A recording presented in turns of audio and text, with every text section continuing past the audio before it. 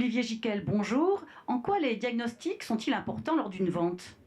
Les diagnostics ont été instaurés à partir de 1996 pour d'abord des raisons de santé. Les premiers diagnostics, l'amiante, le plomb, sont liés à la santé publique. Et d'ailleurs, il y a des résultats probants puisqu'une enquête faite par les directions de la santé a montré en 2012 que 10 ans d'activité diagnostic plomb avaient diminué en France le saturnisme par 8. Donc c'est vraiment tout à fait probant. Et puis après, il y a eu des raisons de sécurité. Le thermite, le gaz, l'électricité retiennent l'aspect sécurité. Et puis récemment, une problématique d'environnement avec le DPE, performance énergétique, et le diagnostic d'assainissement.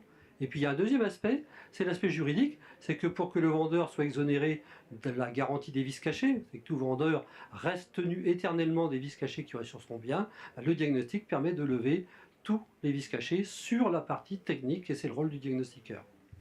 Alors, quelles sont les nouveautés? Il y a pas mal de nouveautés depuis le début de cette année ou depuis quelques mois.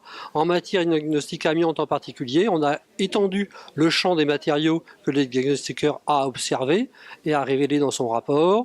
En matière de diagnostic plomb, il y a eu une refonte effectivement du rapport.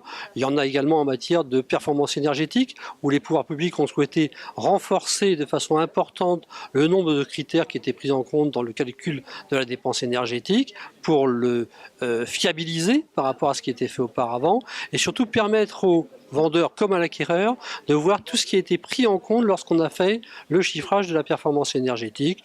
Voilà les grandes informations. Et puis un diagnostic qui n'en est pas un en tant que tel, qu'on appelle l'état des risques naturels, miniers, technologiques, qui a été renforcé effectivement au mois de juillet dernier aussi, et ce qui amène à devoir effectivement réutiliser d'autres documents que ceux qui se faisaient avant le mois de juillet effectivement de cet été, mois de juillet 2013.